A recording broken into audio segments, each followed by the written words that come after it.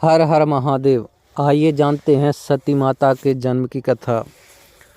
पुराणों के अनुसार भगवान ब्रह्मा के मानस पुत्रों में से एक प्रजापति दक्ष कश्मीर घाटी के हिमाचल क्षेत्र में रहते थे।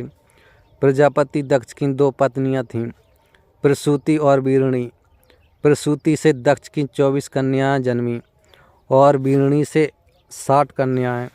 इस तरह दक्ष की कुल 84 पुत्रियां और हजारों पुत्र थे। राजा दक्ष की पुत्री सती की माता का नाम प्रसूति था। सती ने अपने पिता की इच्छा के विरुद्ध रुद्र से विवाह किया था। रुद्र को ही शिव कहा जाता है और उन्हें ही शंकर। पार्वती शंकर के 2 पुत्र और 1 पुत्री हैं। पुत्र गणेश कार्तिकेय और पुत्री बनलता।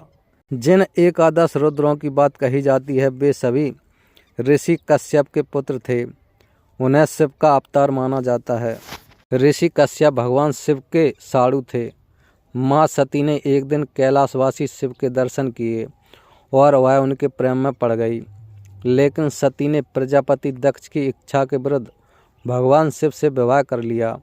दक्ष इस विवाह से संतुष्ट नहीं थे, क्योंकि सती ने अपनी मर्जी से एक ऐसे व्यक्ति से विवाह किया था जिसकी वेशभूषा और शक्ल दक्ष को कतई पसंद नहीं थी।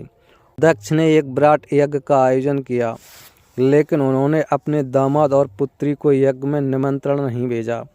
फिर भी सती अपने पिता के यज्ञ में पहुंच गई, लेकिन दक्ष ने पुत्री के आने पर उपेक्षा का भाव प्रकट किया और शिव के विषय में सती के सामने ही अपमानजनक बातें कहीं।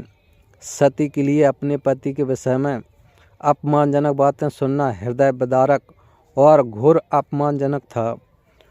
यह सब वह बर्दाश्त नहीं कर पाई और इस अपमान की कुंठावास उन्होंने वहीं यज्ञ कुंड में कूदकर अपने प्राण त्याग दिए।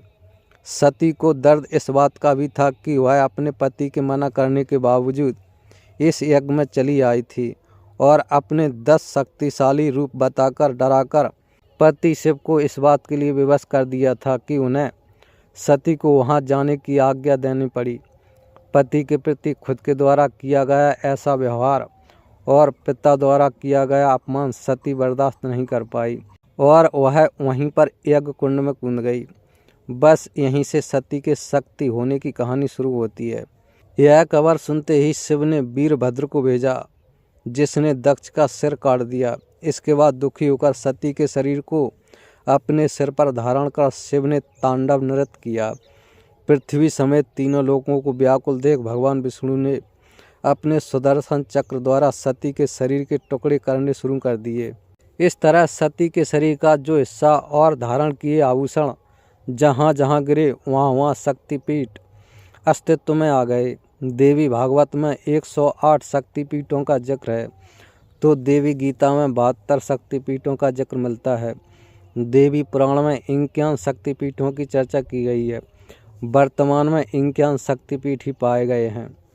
जय महादेव, जय शिव शंकर।